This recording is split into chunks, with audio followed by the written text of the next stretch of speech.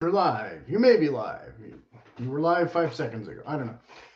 Okay, I was not going to do another video so soon because I just did a pretty long Stratocaster video yesterday, but those who are on the market for Stratocasters are not necessarily on the market for Telecasters and vice versa. So fine, whatever, we'll do this one now, even though I haven't really had that much chance to spend with the instrument. And I was just on the Fender site, and there's another one called the Timber Telecaster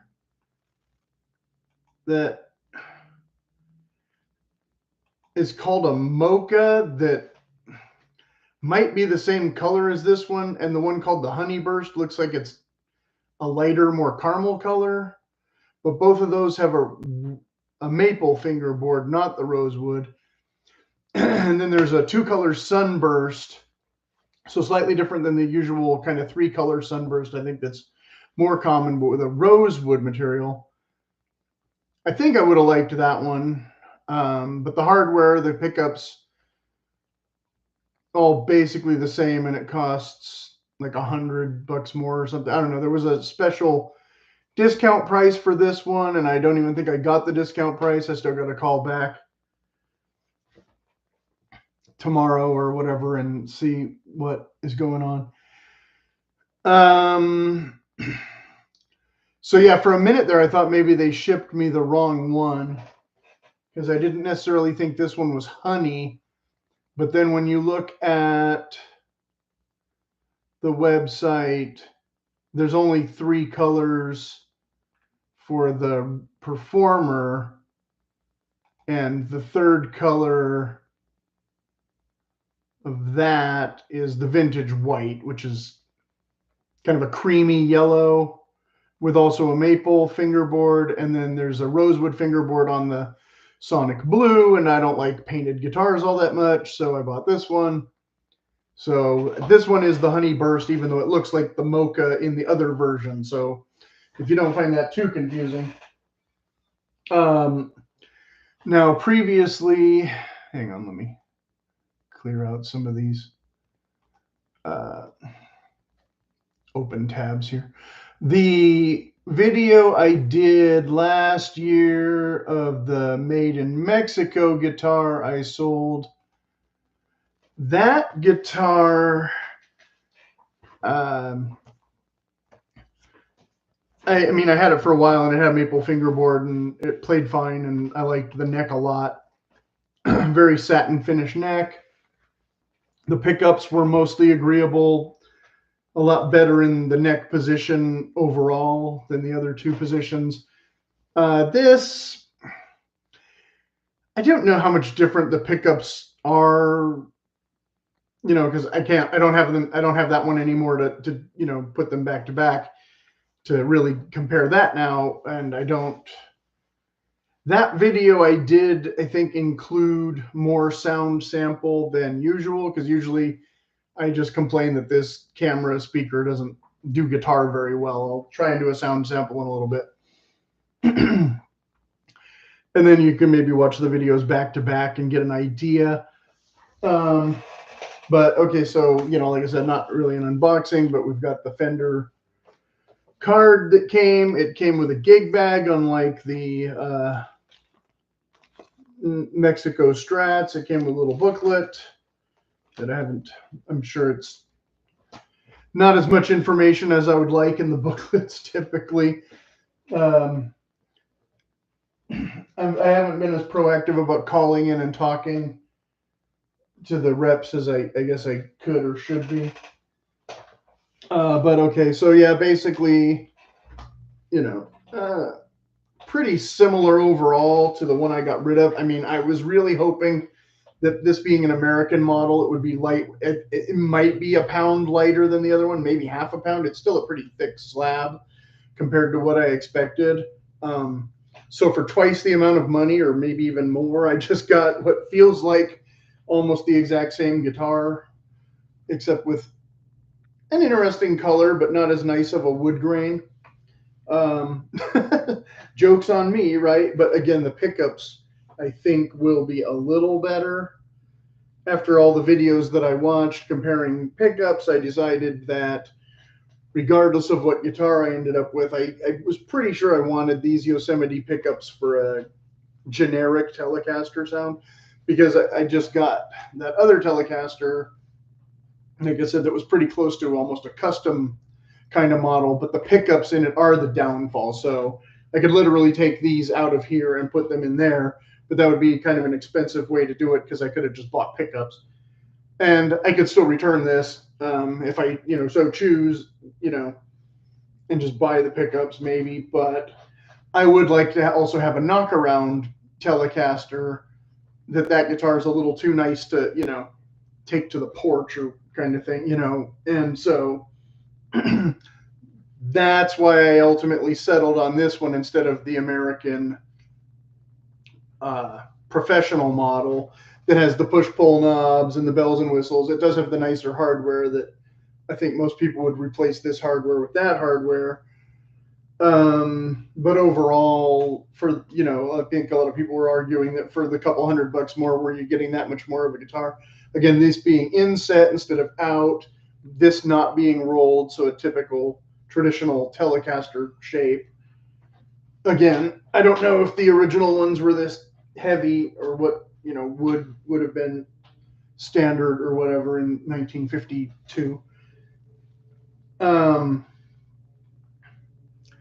again, the typical thing about like, well, if you're just going to leave it in this setting, anyway or whatever. I was watching a video about a jazz guy, I guess respected jazz guy, but not necessarily a well-known jazz guy, in that I can't remember his name right now.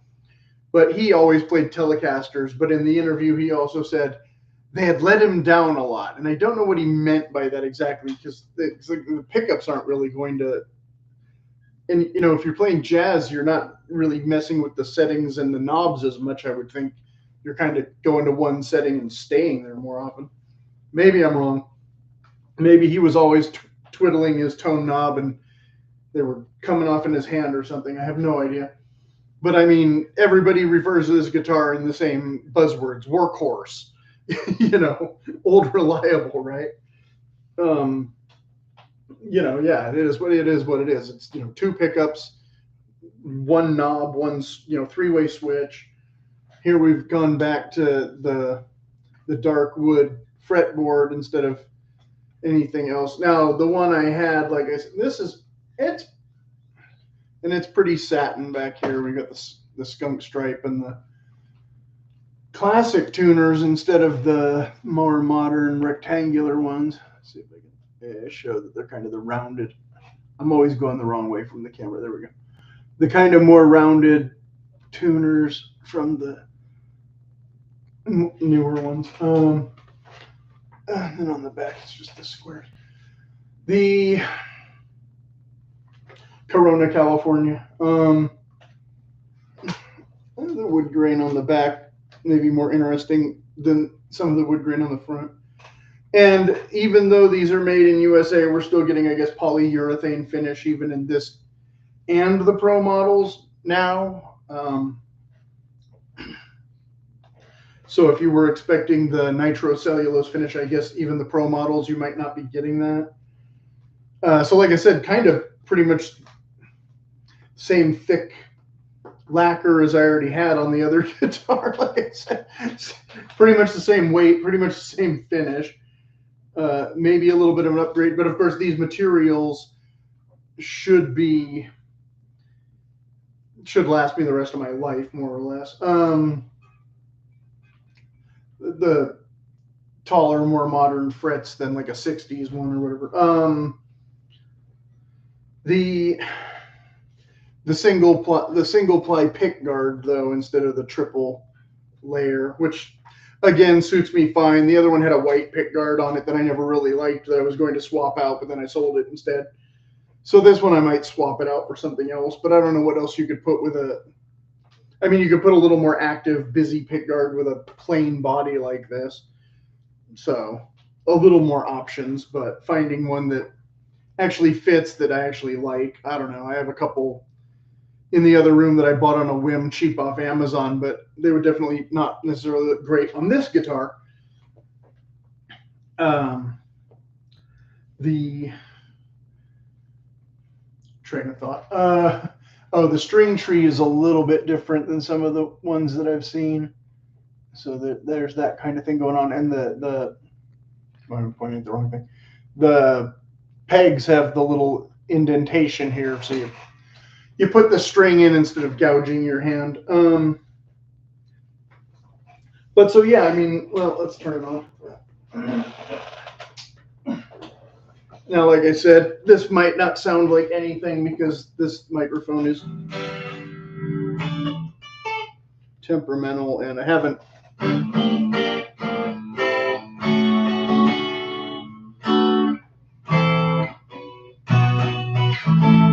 So here we're in the solid middle with treble. Now this comes with this grease bucket thing. There's already been plenty of videos about this, and I'm on the fence about whether I like that, because now the old one I had that, like I said, the standard controls where if you wanted to go to the neck and you rolled off the tone, you were getting a very bass heavy jazz blues feeling that you don't quite get the same with this, because the idea here is it's not adding bass volume, but I kind of wanted some of that bass volume, and I still get it with the other guitar, but the other guitar, the pickups have this kind of wimpy mid-rangey thing going on that you can't defeat even with the extra bass, so it kind of like fights with itself when you try to. You can lock in a jazz tone okay, not rolling off all the way and leaving more of the treble. I don't know how this one will be. So we're in the bridge now.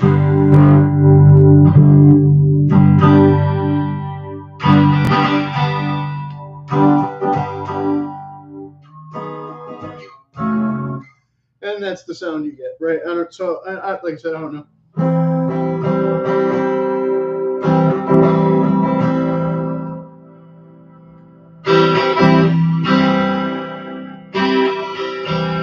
It's still almost kind of jangly when you put in the treble, because it doesn't have that kind of roll off treble kill or whatever. And then when you go to middle, even brighter.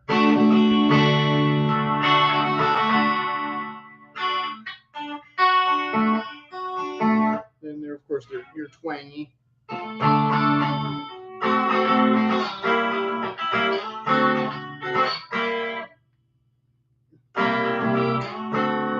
yeah, I want to roll off some of that treble. Like I said, I really have no idea what this is going to sound like through that microphone. So if it sounds horrible, blame the microphone more than the guitar, maybe. Don't know. But that's a pretty nice warm. See, like I said, the bridge. You know, you're not getting as much of that twang, but you're just getting the single coil.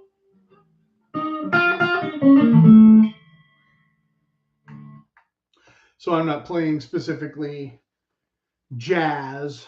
I just like jazzy tones, I guess. So why I want a country guitar to sound jazzy, I don't know. But like I said, this famous jazz guy used the country guitar, but somehow it let him down. And I don't know exactly how, unless he kept going back here and wondering why it sounded like Creedence Clearwater Revival for some reason. I don't know. A little bit of sharp plastic there on this knob. Okay. I'll have to do something about that. Didn't notice any issue with the fret ends. Yeah, it looks pretty clean. You know, feels pretty good. As I said yesterday, for the two of you who watched that video, if you get a Squire, you're gonna have a lot more, you know, issues potentially with that. here we've still got the plastic nut. We still have the little white dots along here. We still have the, what I said skunk stripe and truss rod already, right? Because again, it's not a vintage spec instrument. So yeah, I don't know. And then of course I haven't done anything, you know, with this setting this or anything. I just tuned it out of the box and that's it. You know, that's how I'll play it until I notice something sounding especially weird or whatever, and then, you know, take it into the guy eventually. But most of the time I haven't had an issue with noticing even the less expensive guitars that I've bought where, you know, it sounds like something's wrong to my ear. So if you know more about guitars and you hear in a video and you can go, that guy's intonation is wrong, like it probably is, I don't know. But I was watching a video recently where, you know, somebody had pointed that out. And the guy was doing a quick comparison between two models. It was Stratocasters though. And, you know, somebody had said his intonation was on, but the point of the video wasn't even anything about setups and that kind of thing. He was trying to argue that like the less expensive than this model was just as good for a beginner as the professional model. And it's like, well, I'm not going to come out and say that. Is this better than a better model? Probably not. Because like I said, there's things that you might change about this. Whereas I'm looking at this and thinking it is kind of sort of equivalent to a model that I had that was made in Mexico. But are the new player models going to be as good as this? I don't know, because I don't have one. I wasn't planning on getting one. Like I said, I just got rid of one that I thought was one of those. And now I'm kind of like doing the comparison after the fact. Like, okay, what's the same about this one that's that, but that one was not necessarily what you're getting now for that $800 range. So I don't want to say that specifically literally as being true. So yeah, we'll see how it goes. Like I said, I'm a little disappointed in a couple categories on a personal level. Like I said, the whole reason I bought that other guitar was to get something much lighter weight. And the sacrifice there was I don't like the pickups all that much. So this one, like I said, I think the pickups are probably mostly fine, you know, once you get it where where you want the sound to be. So that's what that argument is. And like I said, I'm not sure, because in the mod shop, which was what I was going to maybe buy instead of this pickups were not offered. In the mod shop, you can only get the V mods or the 50s, or there was some other option. And so it was like, well, if I'm only getting the V mods, I mean, I could get the V mod guitar for less money. It just would be a 3-color burst instead of a 2-color burst. Or like I said, this one I could have got a 2-color burst if I, had seen it on the web. It was on the Fender site, but not the Guitar Center site or whatever the deal was. So again, I could still swap this out for the 2-color, but I don't really care that much because, whatever. I have other 2- and 3-color burst things lying around already. I have a $200 Telecaster sitting right behind me that is a 2-color burst, as a matter of fact. So for those of you who want to know what a 2-color burst looks like, who aren't sure, that is a 2-color burst. I do not have a 3-color burst sitting here next to me. So there's that. Okay, so yes, if I want a 2-color burst guitar, I can pick that one up and already have it. But it will, that one I can definitely tell you is a $200 guitar. The difference between that one and an $800 guitar is really easy to tell. Like I said, the difference between an $800 guitar and this guitar is a little harder to tell. Okay. Because like I said, it's getting pretty subtle, and I think a lot of it is the pickups.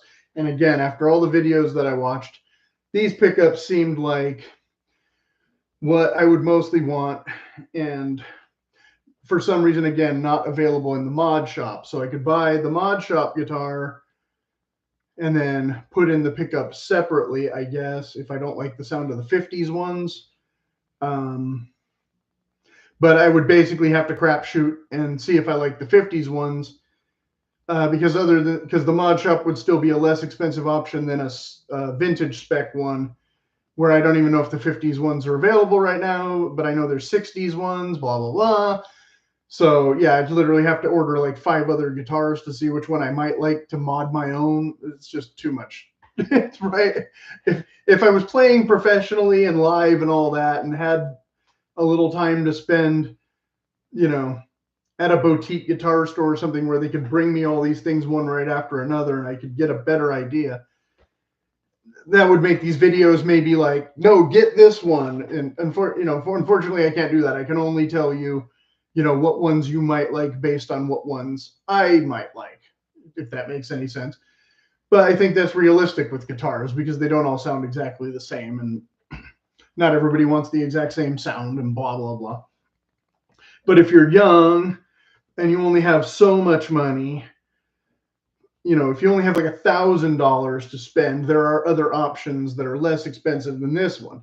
Will they be the exact thing you want? Maybe not. But so you have to decide, do you want to save up now, or do you want to get that one and play it until you can afford this one? And maybe more of these will show up used in the near future than are available now, because especially now that they came out with, again, this other one with the, what do you call it? The roasted pine or whatever, or not the roasted, or it is.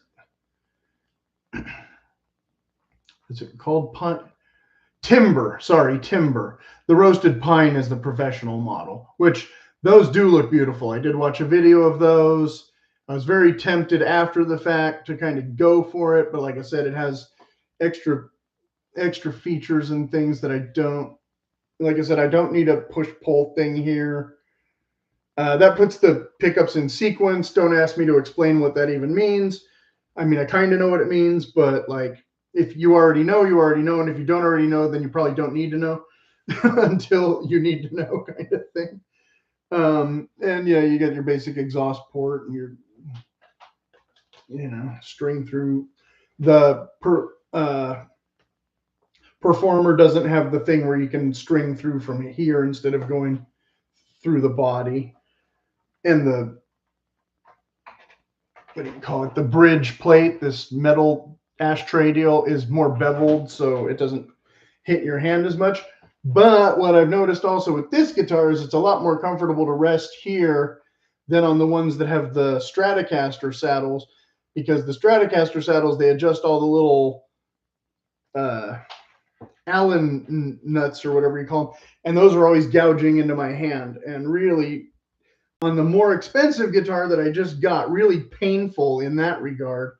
So that one is kind of an annoyance, even though everybody says, well, if it ain't broke, don't fix it. Of course, they replaced this, clunky junk with the Strat style, because the Strat style is more, easier tunation and less things that can go wrong with all this springs and junk. It's like, okay, yeah, but the end result is it really hurts if you rest your hand on that area of the bridge or whatever. So I'm talking a little bit longer than I thought I would, and I'm not sure that I have too much else to say. But if you have, and I didn't do very much sound sample, but I think I gave an okay overview. If you have any questions, go ahead and put them in the comments, and we'll see what we get.